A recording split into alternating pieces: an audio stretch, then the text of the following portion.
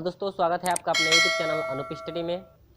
हम लोग आज शुरू कर रहे हैं 40 है, जो कि आपका आव्यूह है। और ये जो है आव्यूह जो भी आपका चलेगा क्लास 12 वालों के लिए भी है और जो है कि पॉलिटेक्निक एंट्रेंस वालों के लिए भी है। ठीक है, तो इसमें हम लोग सब कुछ समझेंगे कि आव्यूह किसे कहते हैं, आव्यूह का जो है कि जोड़ कैसे किया जाता है, घटाना कैसे किया जाता है, उनका जो है कि मल्टीप्लाई कैसे किया जाता है, और आव्यूह जो है कितने प्रकार के होते हैं। और यदि आप क्लास 12 में पढ़ चुके हैं तो ये तो आपको क्लियर हो गया होगा कि इसमें क्या क्या होता है। ठीक है, जो नहीं पढ़े हैं तो उन लोगों के लिए है, और जो पढ़े हैं उन लोगों के लिए भी है। एक बार और रिपीट कर दिया जा रहा है, आप लोग पढ़े हैं तो आप लोग खुद समझ सकते हैं।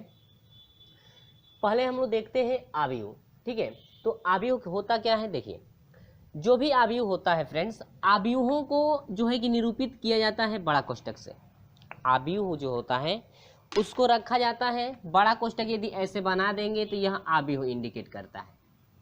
ठीक है, ये जो है बड़ा कोष्ठक ऐसे हम लोग दो बना देंगे तो यह हम लोग का हो जाएगा क्या, आव्यूह।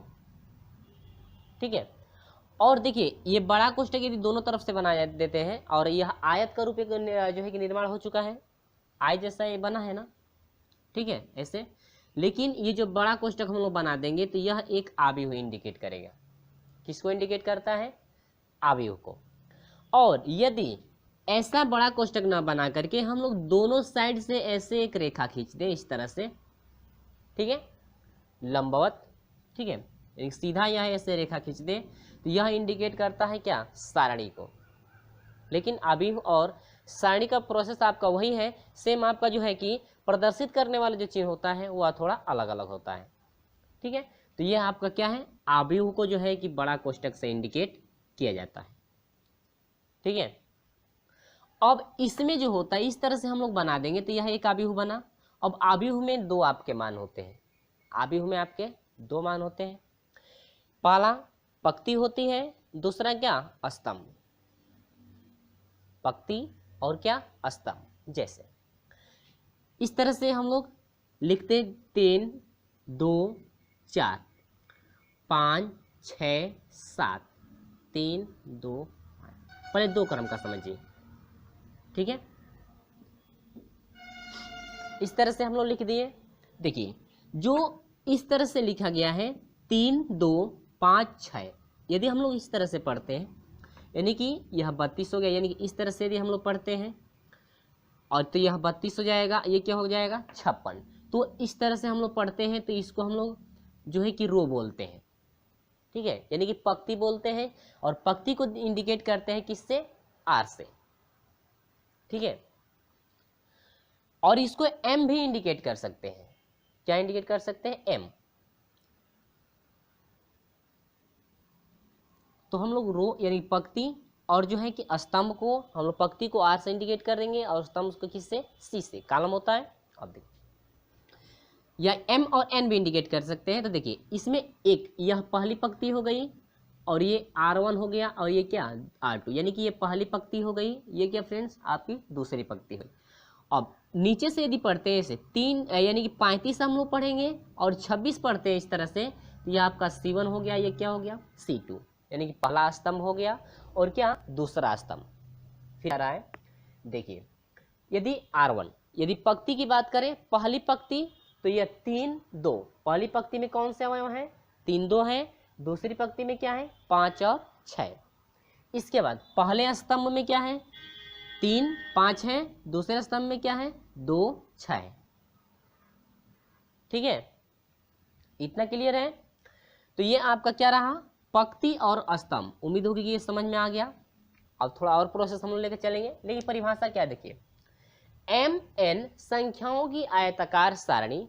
ठीक है, एम एन संख्याओं की आयताकार सारणी जिसमें एम पंक्तियां हैं। ठीक है, एम को क्या बोलते हैं, पंक्ति।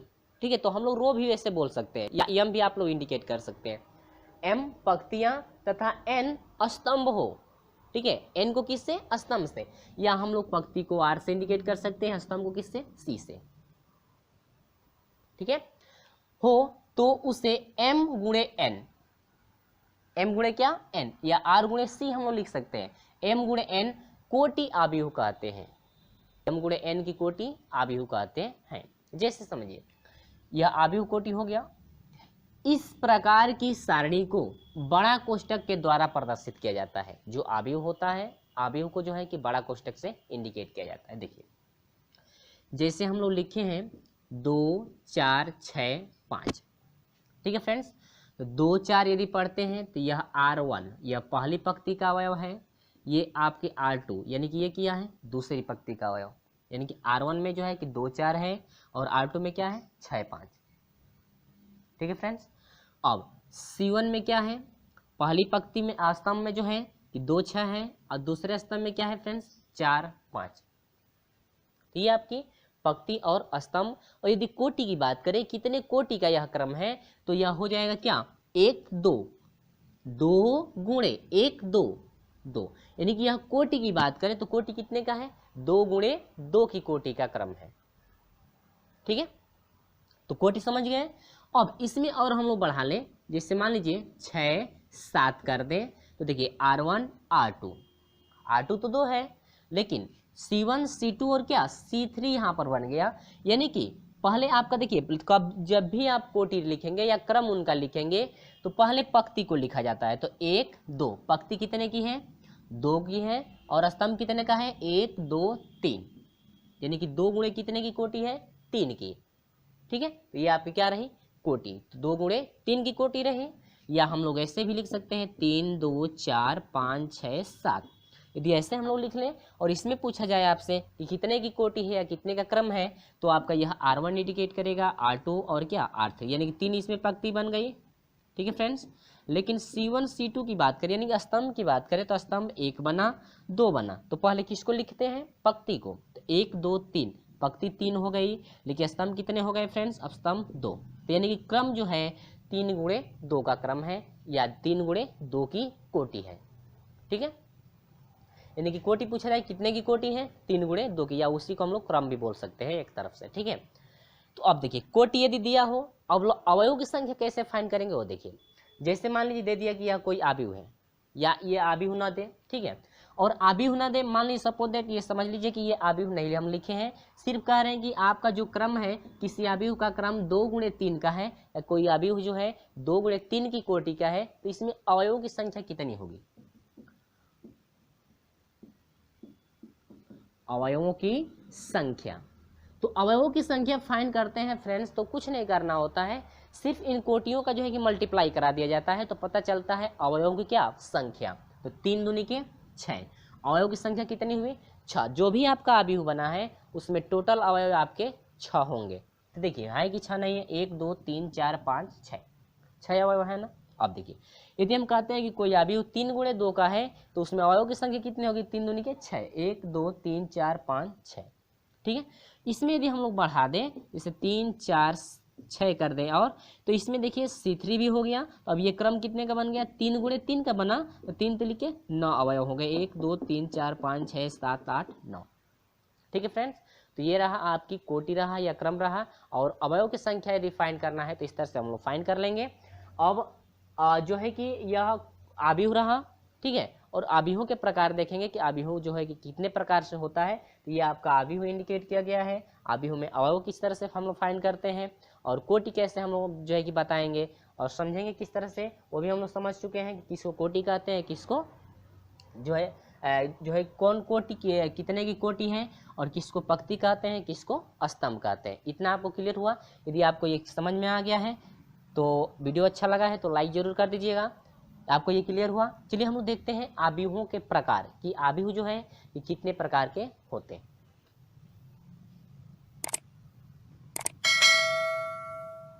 तो फ्रेंड्स यहाँ पर हम लोग समझते हैं आव्यूहों के प्रकार। तो आव्यूहों के प्रकार देखिए, आव्यूहों के जो प्रकार है, आव्यूहों के निम्न प्रकार होते हैं। आप लोग जो है कि क्लास 12 में पढ़े होंगे, ठीक है। देखिए इसमें आपका होता है पंक्ति आव्यूह होता है, स्तंभ आव्यूह, शून्य आव्यूह या उसी को रिक्त आव्यूह भी बोलते हैं।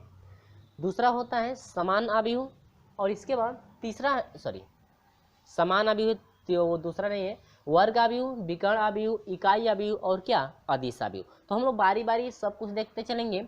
नंबर 1 पहला है पंक्ति आव्यूह।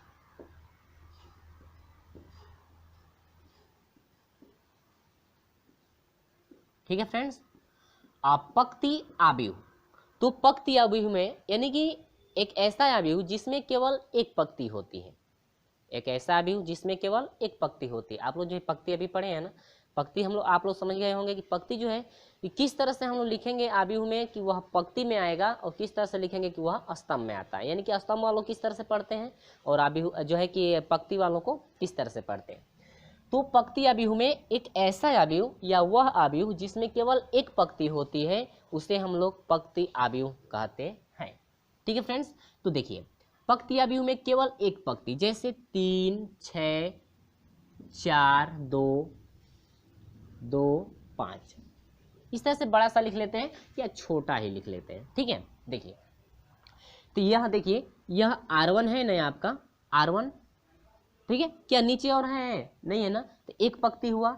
लेकिन स्तंभ देखिए 1 2 3, यह C1 C2 और क्या C3।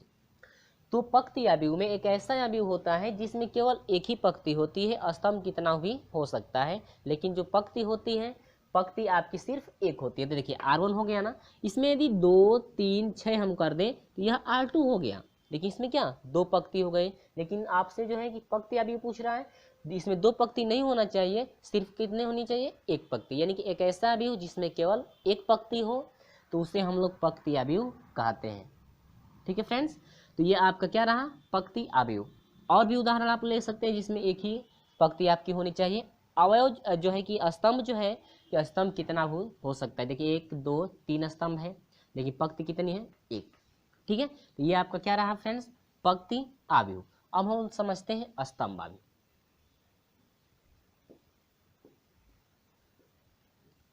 स्तंभ अवयव, तो स्तंभ अवयव में होता क्या है, देखिए एक ऐसा अवयव जिसमें केवल एक स्तंभ हो। ठीक है, एक ऐसा अवयव जिसमें केवल एक स्तंभ हो तो उसमें उसे हम लोग स्तंभ अवयव कहते हैं। जैसे 3 6 4, अब उसी को हम लोग पलट दिए, देखिए इसमें R1 हो गया, R2 हो गया और क्या R3, 3 पंक्ति हो गई। लेकिन C1 क्या इधर है या कोई और नहीं है ना, तो इसमें देखिए C1 पंक्ति एक है, सॉरी स्तंभ एक है, लेकिन पंक्ति कितनी है, 1 2 3, 3 पंक्ति है और स्तंभ कितने हैं, एक। तो एक ऐसा अवयव जिसमें केवल एक स्तंभ हो उसे हम लोग स्तंभ अवयव कहते हैं। ठीक है फ्रेंड्स, तो आपको ये समझ में आ गया होगा कि स्तंभ अवयव किसे कहते हैं, इसमें केवल एक स्तंभ होना चाहिए, पंक्ति आप कितना हो ले सकते हैं। ठीक है, चलिए तो ये आपका क्या रहा, स्तंभ अवयव रहा। अब देखिए हम लोग शून्य अवयव या रिक्त अवयव, शून्य अवयव या रिक्त अवयव।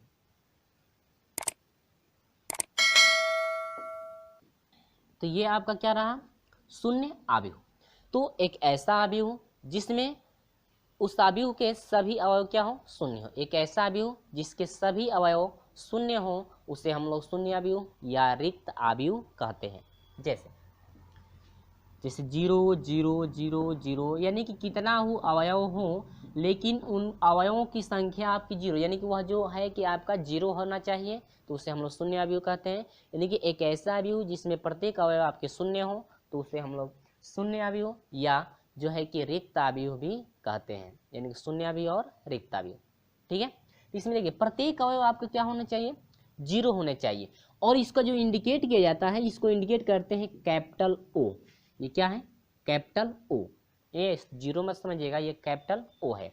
यानी कि शून्य अवयव या रिक्त अवयव को कैपिटल O से इंडिकेट किया जाता है। यानी कि ऐसे नहीं तो O आप बोल सकते हैं कि यानी कि O से इंडिकेट करते हैं। यदि कहीं भी आपका कहीं भी प्रश्न में यदि O आता है तो समझ जाएगा कि वो क्या है, शून्य अवयव है। ठीक है, क्या है, शून्य अवयव। जैसे मान लीजिए ये आपका प्रत्येक अवयव शून्य हो गया।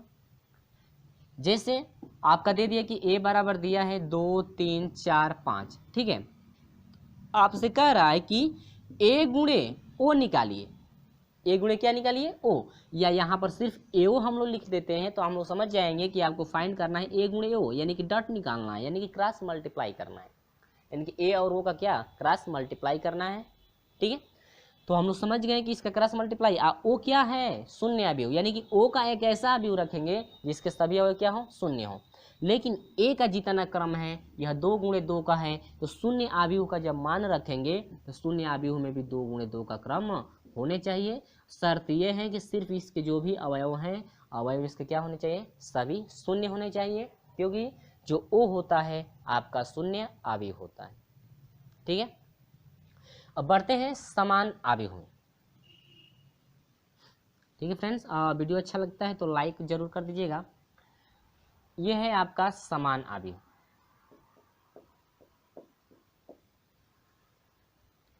ठीक है, तो समान अवयव में जैसे ऐसे दो अवयव जिनके कोटि या ऐसे बोल सकते हैं जिनका क्रम समान हो और उनके अवयव भी आपस में क्या हो, बराबर हो, तो उनको हम लोग कहते हैं समान अवयव। जैसे दो ऐसे अवयव आपको लेना है, ठीक है, 3 2 5 6, जिनका कोटि यानी कि क्रम और अवयव भी आपस में क्या हो, बराबर हो, तो उसे हम लोग क्या कहेंगे, समान अवयव कहते हैं।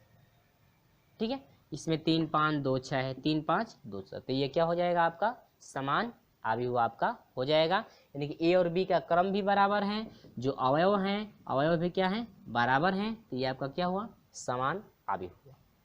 यानी कि ऐसा दो अवयव या तीन अवयव भी ले सकते हैं, तो तीनों अवयवों का क्रम और अवयव जो है आपस में क्या होने चाहिए, बराबर होने चाहिए, तो उसे हम लोग क्या कहते हैं, समान अवयव कहते हैं। ठीक है फ्रेंड्स, तो उम्मीद होगी कि आपको समझ में आ गया समान अवयव क्या है। तो इसके बाद वर्ग अवयव देखिए, वर्ग अवयव किसे कहते हैं उसको जरा समझिए। वर्ग अवयव एक ऐसा अवयव जिसमें पंक्ति और स्तंभों की संख्या समान हो।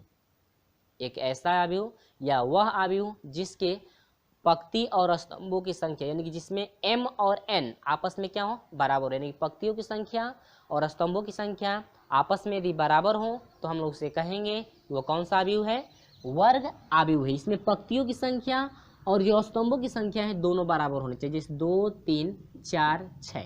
तो इसमें देखिए 1 2 दो पंक्ति है। देखिए यहाँ पर आप समझेंगे फ्रेंड्स, जब भी आप क्रम लिखेंगे तो पहले पंक्ति को लिखेंगे, उसके बाद किसको, स्तंभ को लिखेंगे। ठीक है, तो 1 2 पंक्ति हो गई और 1 2 दो क्या हो गए, स्तंभ।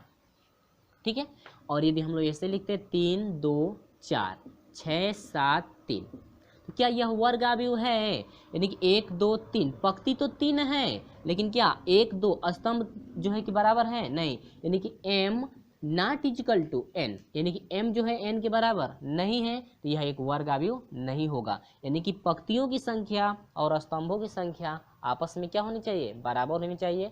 यानी कि c ऐसे भी बोल सकते हैं कि r बराबर क्या, c, यानी कि रो इक्वल टू क्या, कॉलम, यानी कि पंक्तियों की संख्या और स्तंभों की संख्या आपस में क्या होनी चाहिए, बराबर होनी चाहिए, तब उसे हम लोग क्या कहते हैं, वर्ग अवयव कहते हैं। ठीक है फ्रेंड्स, तो वर्ग अवयव समझ गए होंगे। इसमें पंक्तियों की संख्या, तो यहाँ पर हम लोग इसको वर्ग अवयव बना लेते हैं, ये तो आप लोग समझ गए होंगे। तो वर्ग अवयव में आपका जैसे 3 6 8 हो जाए, तो इसमें देखिए, अब देखिए बना कि नहीं बना वर्ग अवयव, 1 2 3 तीन पंक्ति है और गुणे क्या 1 2 3 तीन भी क्या है, स्तंभ, यानी कि पंक्ति और स्तंभों की संख्या आपस में क्या होनी चाहिए, बराबर होनी चाहिए, तो उसे हम लोग कहेंगे वह कौन सा अवयव है, वर्ग अवयव है। ठीक है फ्रेंड्स, उम्मीद होगी कि आपको बिल्कुल समझ में आ गया होगा। तो चलिए आगे बढ़ते हैं, विकर्ण अवयव। कैसा अवयव, विकर्ण अवयव। ठीक है फ्रेंड्स, विकर्ण अवयव देखिए, विकर्ण अवयव किसे कहते हैं वो सब, तो अब समझिए जरा जो है कि विकर्ण अवयव। ठीक है फ्रेंड्स, तो विकर्ण अवयव में होता क्या है कि एक ऐसा अवयव या वर्ग अवयव, एक ऐसा वर्ग अवयव जिसके विकर्ण के अवयवों को छोड़ करके शेष अवयव शून्य हो, जैसे 5 0 0 0 6 0 0 0 8। तो ये आपका देखिए, ये आपका हिस्सा है जो कोने वाला, यानी कि ये कोना इससे, यानी कि ऐसे जो हम लोग बनाएंगे तो यह आपका विकर्ण कहलाता है। ये क्या कहलाता है, विकर्ण कहलाता है।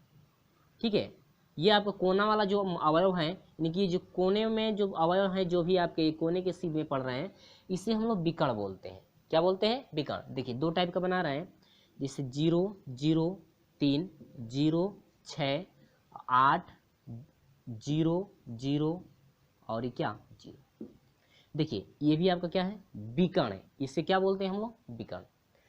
तो विकर्ण आव्यूह में एक ऐसा वर्ग आव्यूह जिसके विकर्ण के अवयवों को छोड़ करके, एक ऐसा वर्ग या वह वर्ग आव्यूह जिसके विकर्ण के अवयवों को छोड़ करके शेष अवयव आपका शून्य हो, तो इस प्रकार के आव्यूह को विकर्ण आव्यूह कहते हैं।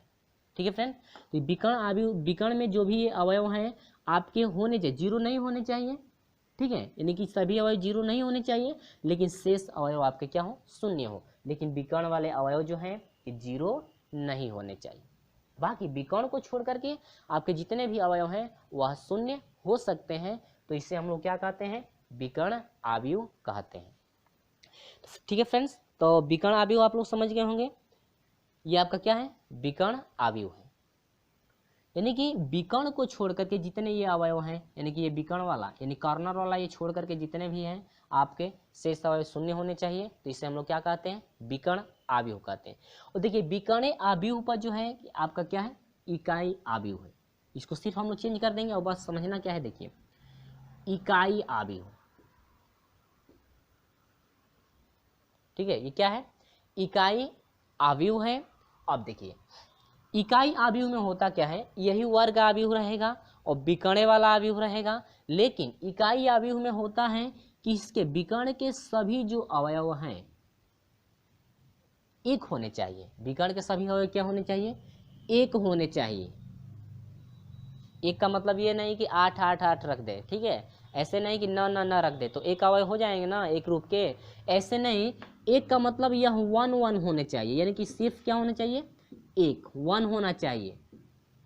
ठीक है, यानी कि इकाई आव्यूह में ऐसा वर्ग आव्यूह या विकर्ण, ऐसा वर्ग विकर्ण आव्यूह जिसके विकर्ण के अवयव क्या हो, एक हो, जिसके विकर्ण के अवयव क्या हो, एक हो और शेष अवयव क्या हो, शून्य हो। इस प्रकार के आव्यूह को हम लोग इकाई आव्यूह कहते हैं। ठीक है, एक ऐसा वर्ग आव्यूह या एक ऐसा विकर्ण आव्यूह जिसके विकर्णों के अवयव, जिसके विकर्णों का अवयव एक हो तथा शेष अवयव आपके शून्य हो, तो इस प्रकार के आव्यूह को इकाई आव्यूह कहते हैं। इसमें देखिए विकर्ण का अवयव जो है सिर्फ 1 1 होना चाहिए, लेकिन शेष अवयव आपका क्या होना चाहिए, शून्य होना चाहिए। इसमें यदि एक भी अवयव चेंज कर दें, एक को हटा दें, यानी कि एक हटा देते हैं यहाँ पर 5 रख देंगे, तो क्या ये इकाई आव्यूह होगा, नहीं होगा। क्योंकि इकाई आव्यूह में सिर्फ एक अवयव होने चाहिए, एक एक 1 1 होना चाहिए। ठीक है, ये नहीं कि यहाँ पर 5 यहाँ 5 रख देंगे तो इकाई आव्यूह, वैसे नहीं, जब सिर्फ 1 1 होना चाहिए तब यह इकाई आव्यूह होगा। यदि आप इसको चेंज कर दें या इसको भी चेंज कर दें तब यह आपका हो जाएगा क्या, विकर्ण आव्यूह हो जाएगा। लेकिन हम लोग क्या समझना है, इकाई आव्यूह, तो ये आपका क्या हो जाएगा, 1। ठीक है फ्रेंड्स, इतना क्लियर हुआ। चलिए अब लास्ट है आपका अदिश आव्यूह। तो अदिश आव्यूह क्या है वो समझिए। तो फ्रेंड्स यहाँ पर हम लोग 2 स्थितियां पढ़ चुके हैं। कितनी स्थितियां, 2 स्थितियां पढ़ चुके हैं, जिसमें से सिर्फ जो है कि विकर्ण वाले अवयव कुछ भी हो सकते थे और लेकिन बाकी विकर्ण को छोड़कर शेष अवयव आपके शून्य थे। किसमें, विकर्ण आव्यूह में। और इकाई आव्यूह में विकर्ण के जो अवयव हैं सिर्फ 1 1 होने चाहिए, बाकी सभी अवयव आपके 0 होने चाहिए। लेकिन आपका अदिश में क्या कहता है, अदिश आव्यूह में कहता है कि विकर्ण के अवयव सेम, यानी कि विकर्ण के अवयव बराबर होना चाहिए। ये नहीं कि ये 1 1 होना चाहिए, विकर्ण के अवयव इसमें आप बराबर ले सकते हैं, 5 5 5 कर सकते हैं, इसमें 8 8 8 कर सकते हैं। यानी कि अवयव जब आप बराबर होने लगे तब यह आपका क्या कहलाएगा, अदिश आव्यूह कहलाता है। ठीक है, विकर्ण आव्यूह, यदि किसी विकर्ण आव्यूह के सभी अवयव बराबर हों, विकर्ण आव्यूह तो समझे हैं, विकर्ण आव्यूह कब होता है, ऐसे अवयव 0 होना चाहिए, लेकिन विकर्ण वाला 0 नहीं होना चाहिए। तो विकर्ण आव्यूह के, यानी कि किसी विकर्ण आव्यूह के सभी अवयव बराबर हों, तो इस प्रकार के आव्यूह को हम लोग अदिश आव्यूह कहते हैं। तो विकर्ण वाला आव्यूह आपका बराबर होना चाहिए, लेकिन ये शेष अवयव जो है विकर्ण को छोड़ करके बाकी सभी शेष अवयव शून्य होने चाहिए, तब वहाँ पर कहते हैं कि हम लोग का क्या है, अदिश आव्यूह। ठीक है फ्रेंड्स, तो उम्मीद होगी कि आपको बिल्कुल समझ में इतना आ गया है, और यदि वीडियो अच्छा लगा है तो वीडियो को लाइक कर दीजिएगा। चलिए फ्रेंड्स बढ़ते हैं, आप जो है कि अगले टॉपिक पे बढ़ते हैं। अगला टॉपिक क्या है वो जरा देखिए। ठीक है, ये इतना आपको क्लियर हुआ। आप कुछ भी विकर्ण का अवयव रख सकते हैं, लेकिन बराबर रखेंगे तो आपका अदिश में होगा, 1 1 रखेंगे तो आपका जो है कि इकाई आव्यूह में होगा। लेकिन फ्रेंड्स आप लोग एक बात याद रखें, यहाँ पर थोड़ा इकाई आव्यूह में समझ लेते हैं। 1 1 था ना इकाई आव्यूह का, तो इकाई आव्यूह में एक चीज छूटा है कि इकाई आव्यूह को, ठीक है, ये इकाई आव्यूह बना और ये क्या है आपका अदिश आव्यूह है ना, ये वाला अदिश आव्यूह है और ये इकाई आव्यूह। तो इकाई आव्यूह को अब इंडिकेट किससे करते हैं, इकाई आव्यूह को इंडिकेट किससे करते हैं, IN से इंडिकेट करते हैं। इकाई आव्यूह को IN से इंडिकेट करते हैं। फ्रेंड्स देखिए, यदि आपका कहीं भी दिया हो I 2 गुणे I 3 गुणे 3, I 3 गुणे क्या 3, तो यहाँ पर 3 गुणे 3 I का मतलब क्या हुआ, इकाई आव्यूह आपको लेना है। लेकिन 3 गुणे 3 का तो इकाई आव्यूह हम लोग ले लेते हैं 1 0 0 1 0 0 0 1। हम लोग इकाई आव्यूह तो ले लिए, लेकिन कितने का लिए हैं 3 गुणे 3 का। जो ये नंबर है, ये आपका नंबर जो है नंबर क्रम इंडिकेट करता है। नंबर क्या इंडिकेट करता है, क्रम इंडिकेट करता है, या इसे हम लोग कोटि भी बोल सकते हैं, यानी कोटि इंडिकेट करता है। ठीक है फ्रेंड्स, ये क्या इंडिकेट करता है, कोटि या क्रम इंडिकेट करता है ये n, तो इसी को इंडिकेट करते हैं IN से, यानी कि इकाई आव्यूह को इंडिकेट करते हैं IN से। ठीक है फ्रेंड्स, चलिए अब बढ़ते हैं हम लोग जो है कि अगले टॉपिक की तरफ। इतना आपको क्लियर हुआ, उम्मीद होगी कि आपको ये बिल्कुल समझ में आ गया होगा। तो यहाँ पर समझेंगे हम लोग आव्यूहों का परिवर्त। आव्यूहों का परिवर्त जो है कि कैसे किया जाता है उसको जरा समझिए। तो आव्यूह के परिवर्त में होता क्या है कि स्तंभ के सभी अवयवों को पंक्ति में और पंक्ति के सभी अवयवों को स्तंभ में यदि बदल दिया जाता है तो इस प्रकार जो आव्यूह नया आव्यूह बनता है उसी को हम लोग परिवर्त आव्यूह कहते हैं। तो समझिए जरा, तो ए बराबर जिससे मान लीजिए कोई भी हम आव्यूह लेते हैं 2 3 4 6, ठीक है फ्रेंड्स, ये आपका जो है कोई भी आव्यूह लिया गया है। और परिवर्त जो आव्यूह होता है, मान लीजिए ए का हम लोग परिवर्त आव्यूह निकालना है तो ए डैश लिखते हैं परिवर्त आव्यूह को, या ए का पावर क्या t, ठीक है। यानी कि जो परिवर्त आव्यूह होता है परिवर्त आव्यूह को ए डैश या ए का पावर t, यानी कि ए के सर पे यदि t लिख देंगे तो वह हो जाता है क्या परिवर्त आव्यूह। ठीक है, यदि ए आव्यूह का यदि निकालना है तो ये नहीं कि कोई भी आव्यूह, यहाँ पर b बराबर आव्यूह है तभी ए का डैश निकालेंगे, वो से नहीं। यहाँ पर ए आव्यूह रहेगा तो ए का यदि परिवर्त निकालते हैं तो ए डैश हो जाएगा। b बराबर यदि यहाँ पर दिया रहेगा तो b डैश निकालेंगे, यहाँ पर हो जाएगा क्या, या b का पावर t, तो इसे हम लोग परिवर्त कर देंगे। यानी कि परिवर्त आव्यूह उसे कहते हैं जब पंक्ति के अवयवों को स्तंभ में या स्तंभ के अवयवों को पंक्ति में लिखा जाता है और इस प्रकार जो नया आव्यूह बनता है तो उससे हम लोग क्या कहते हैं परिवर्त आव्यूह कहते हैं। और जिसका बनाएंगे हम लोग उसका ही परिवर्त आव्यूह, जैसे बी आव्यूह का बनाएंगे तो बी का परिवर्त आव्यूह कहते हैं। जैसे बी का हम लोग निकालना है डैश, तो जहाँ डैश लग गया समझ में आ गया कि हम लोग क्या निकालना है परिवर्त। या हम लोग को टी भी लिख दिया, बी के सर पे क्या टी भी लिख दिया, तो हम लोग समझ जाएंगे कि आपको क्या निकालना है परिवर्त निकालना है। समझ गए, तो ये आपका परिवर्त रहा। तो परिवर्त को कैसे निकालते हैं, देखिए ये R1 है R2, ये R1 है R2 है, ये C1 है और क्या है C2। तो देखिए इसमें सिर्फ बदलना है, क्या करना है बदलना है। बदलना है कैसे, वो देखिए R, ठीक है, यानी कि R को जो है कि R वाले को जो है कि सभी को चेंज करके हम लोग लेकर चलना है क्या C में, यानी कि R को C बनाना है और C को क्या बनाना है R बनाना है। ठीक है फ्रेंड्स, यानी कि R टेंस टू क्या C और C टेंस टू क्या R, यानी कि R पंक्ति को स्तंभ में बदला जा रहा है और स्तंभ को किस में पंक्ति में बदला जा रहा है। तो देखिए यहाँ पर जरा ध्यान समझिएगा, स्तंभ है ना, R को C में ले चलिए, तो देखिए ये R हो गया, ये 2 4 R है ना। अब देखिए C में C1 पर देखिए R1 को ऐसे पकड़ लिए और R1 को C1 पर रखेंगे तो ऐसे घुमा देंगे, इसका मतलब कि 2 वहीं पर रह जाएगा, क्या आ जाएगा 4 इसके नीचे आ जाएगा। समझे, देखिए यहाँ पर ऐसे पकड़ेंगे और ऐसे पकड़ेंगे तो 2 तो वहीं पर आएगा, सिर्फ यहाँ पर घुमाना है तो 2 वहीं पर आ गया, लेकिन 4 यहाँ पर आ गया। ठीक है, अब देखिए अब R2 को यदि C2 पर ले जा रहे हैं तो ऐसे पकड़ेंगे, देखिए यहाँ पकड़ेंगे तो C2 के सीध में 6 ही है, ऐसे हम लोग घुमा देंगे तो C2 पे चला, यानी कि R1 R2 को पकड़ेंगे और C2 पे हम लोग बैठा देंगे। तो कौन जा रहा है वहाँ पे, यहाँ पे 3 जा रहा है और 6 आपका वहीं पर है। तो इसे क्या कहेंगे, B का परिवर्त आव्यूह कहेंगे। ठीक है, 2 क्रम का ये रहा ना, जरा 3 क्रम का समझिए। 3 6 4 2 5 3 9 4 6। ठीक है फ्रेंड्स, और जो है कि आप जो है कि 2 क्रम का भी चेंज कर सकते हैं। कितने क्रम का, 2 क्रम का भी जो है कि चेंज कर सकते हैं, लेकिन हम लोग 3 क्रम वाला समझ, 2 क्रम वाला वही होगा। 3 क्रम वाला ये R1 है, R2 है और क्या है R3, C1 C2 और क्या C3।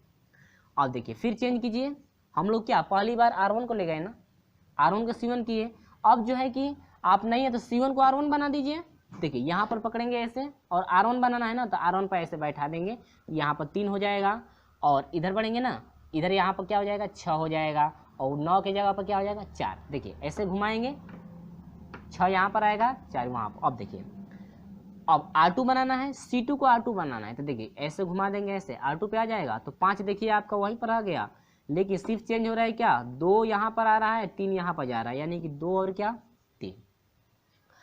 अब यहाँ से देखिए R3 को C3 करना है ना, तो R3 को ऐसे पकड़िए, C3 पे ले जाइए तो 6 यहीं पर आ जा रहा है क्या, यानी कि यह हो जाएगा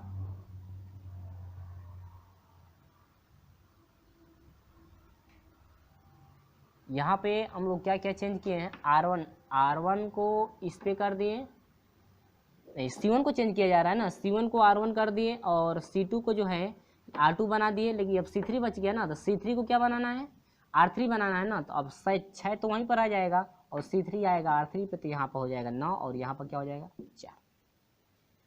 ठीक है प्रोसेस, तो ये आपका क्या रहा, परिवर्त आव्यूह रहा। ठीक है फ्रेंड्स, चलिए तो उम्मीद होगी कि अब आपको जो है कि बिल्कुल ये समझ में आ गया होगा, और नहीं है तो 2 क्रम का भी समझ लीजिए। 2 क्रम का क्या करना है, देखिए 2 R2 यानी 2 क्रम की है, ये क्या है 3 क्रम का, इसका कैसे बनेगा देखिए, किसको चेंज किया जाए, चलिए नहीं है तो C1 R बनाइए। अब देखिए इसको C1 को R1 बनाना है तो 3 6 हो जाएगा, R1 में लिख दिए, और C2 को 2 5 हो गया, C3 को क्या इसके नीचे लिखेंगे, यानी कि 9 और क्या 4। यानी कि यहाँ पर क्या चेंज किए हैं आप जरा वो समझ लीजिएगा, यहाँ पर जो है कि चेंज किया जा रहा है C change tense to R और R टेंस टू क्या C। ठीक है फ्रेंड्स, तो ये रहा आपका क्या 2 गुणे 3 का, और ये किसका बन गया 3 गुणे 2 का, और ये आपका बन गया क्या परिवर्त आव्यूह। और जैसे यहाँ पर कोई भी आपका जो है कि आव्यूह बराबर रहेगा, जैसे C बराबर हो तो इसका परिवर्तन यानी कि C डैश हो जाएगा, या C का पावर T आपका निकाला गया, तो ये आपका क्या रहा परिवर्तन। ठीक है, चलिए बढ़ते हैं जो है कि अगले टॉपिक पे। क्या है अगला टॉपिक, अब इसमें हम लोग देखेंगे जो है कि आव्यूहों का जोड़ और घटाना। ठीक है, और गुणा भी जो है कि कैसे किया जाता है, क्योंकि जब भी आपका जो है कि अभ्यास शुरू किया जाएगा उसमें जो है कि उसका जो है कि उपयोग किया जाएगा। ठीक है, चलिए देखिए आव्यूहों का पहले जोड़ देखिए, जैसे मान लीजिए 2 3 4 6, तो ये तो आपका सिंपल है 3 6 9 और क्या 4। ये 2 आव्यूह आपके दिए गए थे, यह A आव्यूह है और क्या है B, और कह रहा था कि आपसे पूछ रहा था क्या A प्लस B आप निकालिए, यानी कि आव्यूहों का जोड़ आप निकालिए। तो ऐसे नहीं समझ में आ रहा है तो ऐसे कर लीजिए, यह A बराबर आव्यूह है और दूसरा यह B बराबर, 2 आव्यूह दिया गया है और कह रहा है कि A प्लस B आव्यूह निकालिए, यानी कि A और B आव्यूह को क्या कीजिए जोड़िए। तो जोड़ना है तो जोड़ने में क्या करना है देखिए, बस इनको जोड़ देना है, 2 और 3 5 हो जाएगा, इसका दूसरा अवयव इसका दूसरा, तो 9 4 13 हो जाएगा, 3 और 6 9 हो जाएगा, 4 6 और 4 10, यह क्या रहा आव्यूहों का जोड़। लेकिन इसमें किसी का माइनस भी हो सकता है, किसी का प्लस भी हो सकता है। देखिए अब यहाँ 2 और 3 5 तो हो गया, ठीक है, 4 है जोड़ना है ना, लेकिन यहाँ पर माइनस हो गया तब तो घटेगा ना, 4 माइनस 9 हो गया, जोड़ना था लेकिन वो चिन्ह के अनुसार माइनस आ रहा है तो घटेगा, तो 9 में से 4 घटा दीजिए, अब कितना हो जाएगा -5 हो जाएगा। अब -3 और -3 में जो है कि 6 जोड़ना है, तो -3 में जोड़ना है क्या 6, तब तो घटेगा, तो कितना हो जाएगा 3। आपका क्या हो गया फ्रेंड्स 3। ठीक है, इस तरह का क्वेश्चन जो है कि आपका आ सकता आएगा। यानी कि इस तरह से हम लोग सोल्यूशन करने के लिए मिलेगा। ठीक है, जो पूछेगा वो हम लोग को करना है। अब देखिए दो अवयव लेते हैं, जैसे मान लीजिए k बराबर हो गया 3 6 5 3, छोटा समझ लीजिए 3 क्रम वाला भी वही होगा, और r बराबर आपका हो गया 6 7 8 और क्या 9, ऐसे दो हो गए। इसके बाद यदि हम लोग कर रहे हैं कि अंतर निकालिए,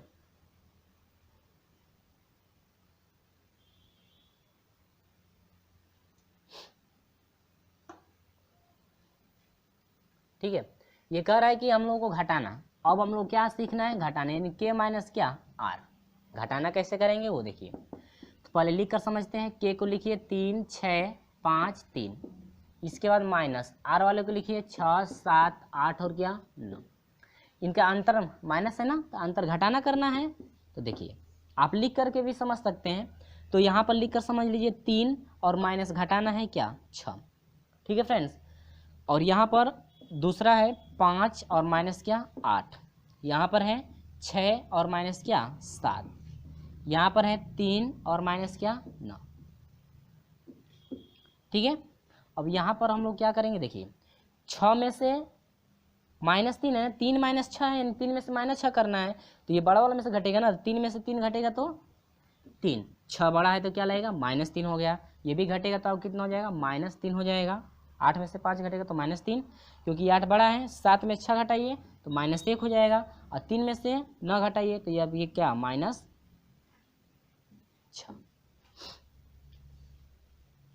ठीक है फ्रेंड्स, यानी कि ये आपका 9 में से 3 घटेगा तो आपका कितना हो जाएगा 6 होगा, और 9 बड़ा है तो क्या माइनस। लेकिन कभी कभी इसमें भी माइनस यदि हो जाए, यहाँ पर माइनस या किसी का और माइनस हो जाए, इस तरह से यदि हो जाए, ठीक है, तो कैसे करना है, 3 माइनस 6, ये तो ठीक है आपका चेंज नहीं है, -5 हो जाएगा, और माइनस क्या हो गया 8। अब देखिए -6 हो गया और क्या हो गया 7 हो गया, ये -7 है, ठीक है। अब ये 3 हो गया, और माइनस ना माइनस माइनस क्या हो जाएगा ये प्लस ना, तो अब क्या होगा देखिए, ये तो आपका 3 वही रह जाएगा, अब ये दोनों माइनस हो गया तो जुटेगा, तो 8 5 कितना हो जाएगा 13 हो जाएगा, माइनस बड़ा यानी कि -13, 8 बड़ा है तो -13 हो जाएगा। ये भी आपका माइनस दोनों हो गया तब तो जुटेगा, तो आपका 7 6 कितना हो जाएगा 13 हो जाएगा। कितना हो जाएगा फ्रेंड्स, आपका 13 हो जाएगा, और 7 बड़ा है तो क्या लगेगा माइनस। ठीक है, 7 का माइनस है, 9 3 12 हो जाएगा आपका, और 9 बड़ा है तो आपको क्या हो जाएगा प्लस। तो ये क्या रहा जोड़ और घटाना। और इसके बाद जरा हम लोग मल्टीप्लाई देख लेते हैं कि मल्टीप्लाई कैसे करते हैं। ठीक है, चलिए मल्टीप्लाई समझ लीजिए। तो यहाँ पर हम लोग समझेंगे अवयवों का गुणा, तो अवयवों का गुणा सिर्फ हम लोग 2 क्रम पे ही समझेंगे, और 3 क्रम के लिए जो है कि 3 क्रम का जो है कि जरूरी नहीं है, 3 क्रम का जो है कि प्रश्न यदि हम लोग का आता है तो वहाँ पर हम लोग विधिवत समझ लेंगे। ठीक है, तो सिर्फ आपको 2 क्रम का यदि समझ में आ जाता है तो 3 क्रम का लगभग आपको क्लियर हो जाएगा। इसे 2 3 6 4 5 3 9 और क्या है 4। ठीक है फ्रेंड्स, अब देखिए यह a बराबर है कोई अवयव, ये क्या है b बराबर, और आपसे ये कह रहा है आपको हल करने के लिए कह रहा है कि a और क्या b, a भी लिख दिया तो इसका मतलब कि डॉट है, यानी गुणा करना है आपको। तो पहले हम लोग को a वाला अवयव रखना है, तो 2 3 6 4, इसके बाद गुणे लगा लेना है, ये गुणा नहीं लगाएंगे तभी आपका हो जाएगा। ठीक है, b यानी 5 3 9 और क्या 4। ठीक है, अब देखिए ये R1 है, R2 है, ये C1 है और क्या है C2। देखिए सबसे आसान तरीका आपका ये होता है कि आप यदि R गुणे C करते हैं, यानी कि C से स्तंभ से यदि पंक्ति में मल्टीप्लाई करते हैं तो आसान पड़ता है। ठीक है, स्तंभ से यदि पंक्ति में मल्टीप्लाई करते हैं तो थोड़ा इजी पड़ता है। जैसे कैसे मल्टीप्लाई होगा वो देखिए, जैसे आर सी से आर में हमेशा मल्टीप्लाई किया जाता है, या आर से सी में भी मल्टीप्लाई कर सकते हैं।